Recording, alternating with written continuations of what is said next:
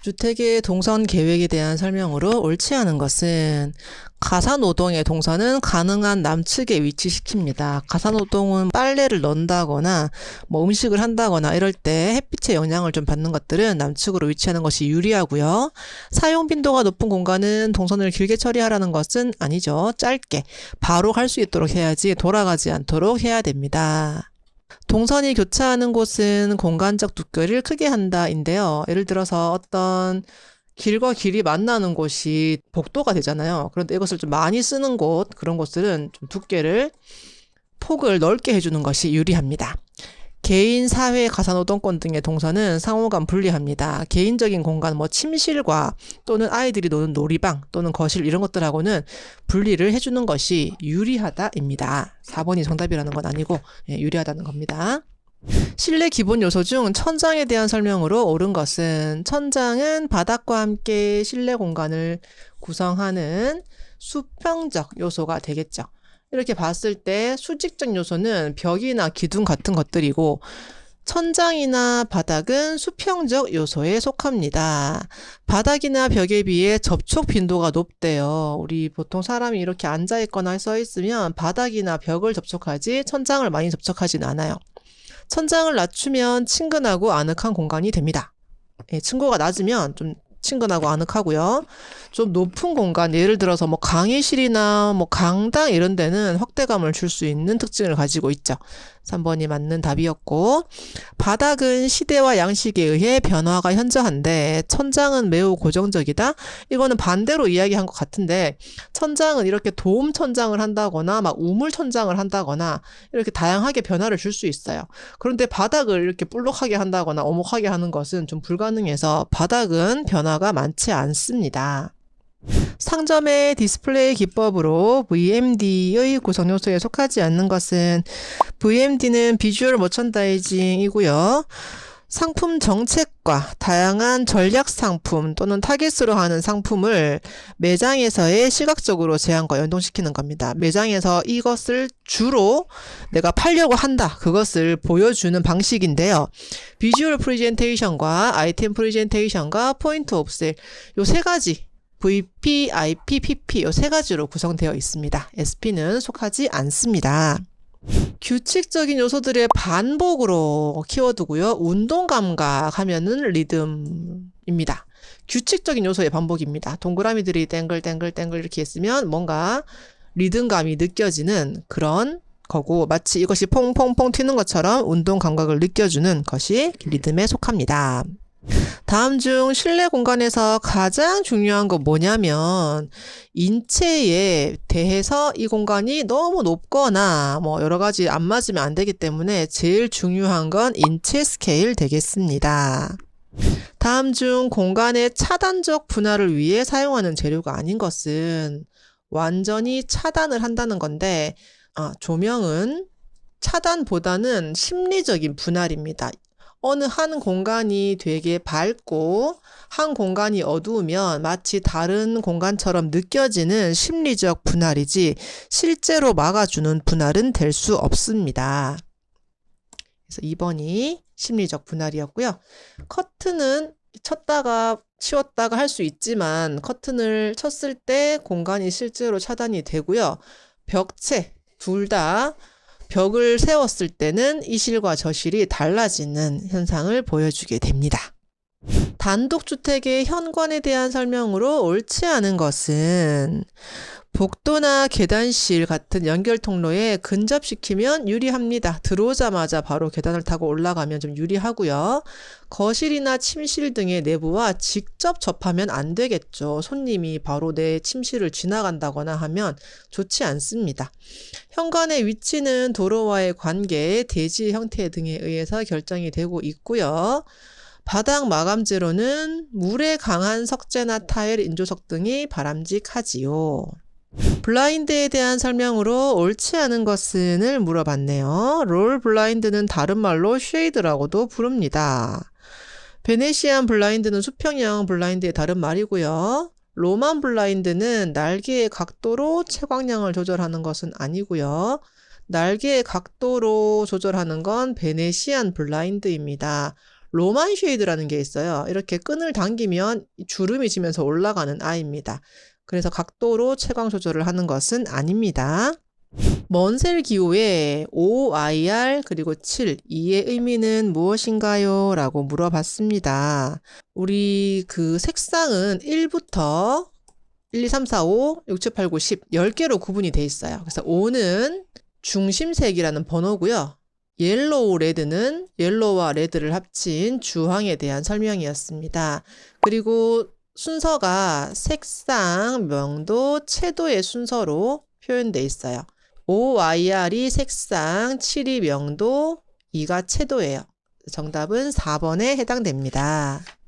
설치 위치에 따른 창의 종류에 대한 설명으로 옳은 것은을 물어봤네요. 편측 창은 실 전체의 조도 분포가 비교적 균일하지 못합니다. 한쪽으로만 창이 나 있는 거예요. 우리 일반적인 집이죠. 햇빛이 들어오면 밝은 곳과 어두운 곳의 차이가 좀 납니다. 천창은 같은 면적의 측창보다는 광량이 많아요. 예를 들어서 뭐 이렇게 생긴 공간일 때 천장에 창이 들어가는 겁니다.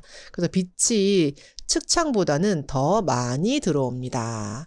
고창은 천장면 가까이에 위치하는 거예요. 실이 이렇게 있으면 이렇게 천장 쪽에 붙여서 길게 설치한 게 고창이고 주로 환기를 목적으로 설치해요. 열고 닫기가 좀 쉽지는 않기 때문에 그렇습니다. 정측창은 직사광선에 실내 유입이 많아 미술관, 박물관 등에서는 사용이 곤란하다라고 했는데 정측창이라는 것은 이렇게 천장을 좀 뚫어서요. 별도의 구조물을 두고 이렇게 창을 설치를 하는 거예요. 그래서 미술관, 박물관 등에서는 채광은 해야 되는데 벽에는 미술품을 걸어야 되기 때문에 창문을 내기가 어렵습니다. 그럴 때 많이 사용하는 방식입니다. 조명에 의하여 물체의 색을 결정짓는 광원의 성질은인데요. 이게 연색성이라는 것은 그 조명과 자연광을 비교했을 때 우리 햇빛에서 보던 색깔과 조명에서 보던 색깔이 많이 달리면 연색성이 좋지 않다라고 보고 있는 거예요. 약간 노란빛이 나는 조명에 들어가 버리면 물체가 실제로 밖에서 봤던 것보다 햇빛에서 봤던 것보다 더 노랗게 느껴질 수밖에 없거든요. 그것은 연색성이 별로 좋지 않은 조명이다라고 보시면 되겠습니다. 의자 및 소파에 관한 설명으로 옳지 않은 것은을 물어봤습니다. 스툴은 등받이와 팔걸이 없이 이렇게 생긴 그냥 간이 의자예요. 사람이 이렇게 앉는 방식이죠. 체스터필드는 그 쿠션을 되게 많이 넣어서 푹신하게 만들어준 것. 그래서 누워 있기도 좀 편한 그런 게 체스터필드. 안락성이 좋고 비교적 크기가 커요. 풀업 체어는 이렇게 달랑달랑 들고 다니는 체어 있죠. 콘서트장이나 어떤 무슨 행사 같은 거 있을 때 달랑 들고 가기 좋은 그것이 풀업 체어고, 세티라는 것은 같은 의자 2개를 놔서 쓰는 거예요. 우리 대기실 같은 데 가면 2개 또는 3개를 놔서 쓰는 것, 그것이 세티입니다. 근데 지금 설명이 다르게 되어 있죠. 특정한 사용 목적이나 많은 물품을 수납하기 위해 건축화된 가구예요. 수납용 가구 아닌가요? 할 수도 있겠지만 붙박이 가구. 여기서 키워드는 건축화되었다. 건물의 일부처럼 붙박이가 되었다입니다. 다음 석재 중 구조용으로 적합하지 않는 것은 화강암, 안산암, 사암 대부분 단단해서 구조용으로 쓸 수 있는데 사문, 암은 실내 장식용으로 주로 쓰입니다. 판재로 만들어서 대리석과 비슷하게 사용되고 있어요. 그리고 지금 사문암이나 대리석 같은 경우에는 빗물 같은 거 많이 맞았을 때 풍화가 좀 잘 되는 특징이 있어서 그렇게 실내 장식용으로 사용하고 있죠. 목구조의 부재 특성에 대한 설명으로 옳지 않은 것은, 목구조 굉장히 어려워하시죠? 그런데 여기서 키워드가 몇 가지 있어요. 목구조는 인장력에 대한 저항성이 압축력보다는 큽니다. 이것이 항상 키워드예요. 우리 목재 이렇게 있을 때 예를 들어서 이렇게 목재가 있으면 이 아이를 시공을 이렇게 했다고 봅시다. 그러면 이 눌렀을 때 잘 부러지긴 하겠지만 이것을 당겼을 때 굉장히 질긴 성능을 가지고 있어요. 그래서 인장력이 압축력에 비해서 굉장히 큰데 약하다라고 이야기하고 있습니다. 옳지 않은 것은 이었고요. 옳은 것은 가공 및 보수가 좀 용이해요. 다른 거에 비해서. 콘크리트를 하려면 막 거푸집을 대고 콘크리트를 비비고 붓고 이렇게 해야 되는데 이것은 톱질해서 못질하면 되기 때문에 비교적 쉽고 공사를 좀 빠르게 할 수 있습니다. 콘크리트는 좀 막 말려야 되고 굳혀야 되고 그런 시간이 필요 없고요. 얘는 천연 재료이므로 옹이나 결이 다른 것들의 결정이 반드시 있을 수 있고 일반적으로 중량에 비해 허용 강도가 큰 편입니다. 목재 바탕의 무늬를 돋보이게 할 수 있는 도료입니다. 클리어 레커. 레커 페인트 주로 목재에 바르는 광택이 있는 건데 투명한 레커를 바르게 되면 목재 바탕을 잘 보여주는 특징을 가지고 있습니다. 점토 소성 제품 중 점토를 구운 제품 중 흡수성이 극히 작고 경도와 강도가 가장 크며 소성 온도는 1250에서 1440 이 정도 좀 고온에서 구웠고요. 고급 타일이나 위생 도기를 만드는데 사용되는 것인데 여기서 지금 잘못 보면은 위생 도기라고 해서 도기 아닌가 할 수 있지만 흡수성이 극히 작다고 했습니다. 도기는 거의 16% 정도의 흡수율이 나오고 자기는 2% 미만입니다. 그래서 정답을 자기. 조강 포틀랜드 시멘트를 사용하기에 가장 부적절한 것은 조기 강도가 높은 시멘트입니다. 그래서 빨리 굳게 하기 위해서 동절기에나 긴급할 때 그리고 프리스트레스 콘크리트도 해결될 수 있는데 메스 콘크리트 같은 경우에는 덩치가 좀 큰 아이입니다. 그래서 두께가 두껍고 덩치가 크고 중용률 시멘트처럼 서서히 굳는 시멘트를 써야 됩니다. 그래서 정답은 3번 되겠습니다. 목섬유, 나무에서 나온 파이버를 합성수지, 접착제, 방부제 등을 첨가 결합시킨 것으로 밀도가 균일하다입니다. 그 목섬유라고 하는 게 다른 말로 보면은 톱밥 뭐 이런 겁니다. 톱밥. 굉장히 부드러운 아이를 본드에 말아서 하는 거고요. 미디움 덴시티 파이버 보드 MDF를 이야기하는 거고 여기서 강도 또는 밀도를 조금 더 올리면 하이 덴시티가 됩니다. 건물의 환기에서 일반적으로 효과가 가장 큰 것은 온도차나 이렇게 바람을 기다리는 것보다는 기계를 이용해서 빨아당기고 뿜어주는 것이 더 좋습니다. 눈부심의 방지 대책으로 옳은 것은 인데요. 눈부시다는 것은 빛 자체가 굉장히 밝다는 건데 발광체의 휘도를 높여버리면 이 휘도가 눈부신 정도가 될 수도 있거든요. 그래서 보통 휘도는 디스플레이 제품, TV 같은 거 너무 밝으면 눈이 부시잖아요. TV나 모니터 그런 것들의 휘도를 높여버리면 눈부심을 더 촉진, 더 많이 갈 수 있게 하는 거고 나머지는 방지하는 대책이 되겠습니다. 철의 열 처리 방법에 해당되지 않는 것은인데요. 열을 가했다가 이렇게 처리하는 그런 겁니다. 불림, 풀림, 담금질 전부 열을 가했다가 물이나 기름에 한번 담궈서 식힌다거나 실온에 식힌다거나 뜨거운 곳에서 식힌다거나 뭐 그런 방식인데요. 압출은 좁은 구멍으로 밀어내어서 철사 같은 것들을 만드는 방법입니다. 다음 중 석재를 가장 곱게 다듬질하는 것은인데요. 혹두기 다듬으로 크게 쳐냅니다. 그런 다음에 정으로 쪼아서 표면을 만들어내고요. 도드락 망치라고 하는 표면이 이렇게 생긴 걸로 또 표면을 한번 까내는 거예요. 그 다음에 잔다듬, 물갈기 이 순서인데 날망치로 표면을 쳐내는 잔다듬이 가장 곱게 하는 거고 그보다 더 고운 건 숫돌로 갈아서 물갈기를 하는 건데 이 보기엔 없으니까 잔다듬이 가장 곱게 다듬질하는 방법이에요. 연질 섬유판과 경질 섬유판입니다. 연하고 경질, 더 단단하고 이것의 기준이 되는 것은 무엇일까요? 인데요.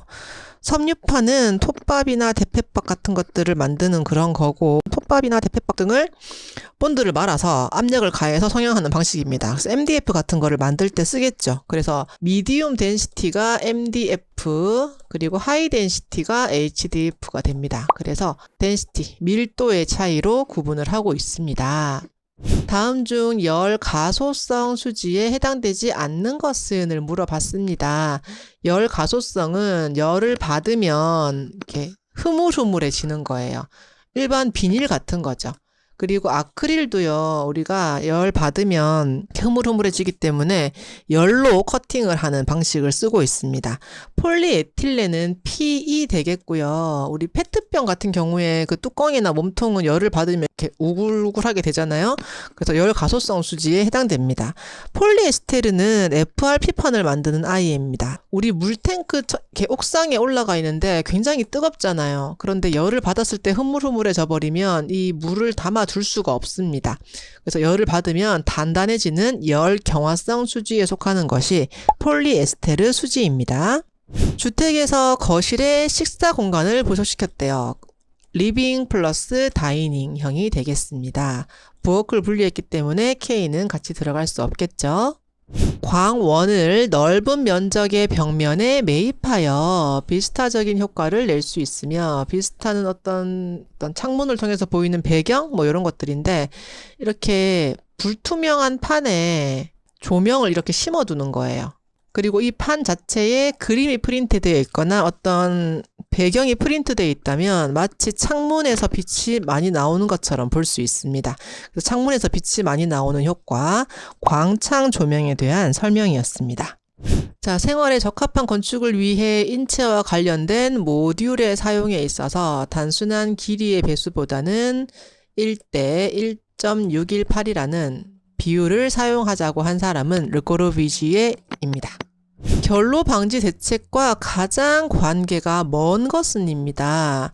환기를 잘 시키면 공기 중에 있는 수증기가 날아가서 벽면에 생기는 결로가 덜 생기고요. 단열을 잘하면 열이 뺏기는 게 덜해서 결로가 또 덜 생기고요. 난방을 잘하게 되면 벽 자체의 온도가 올라가서 결로가 덜 생깁니다.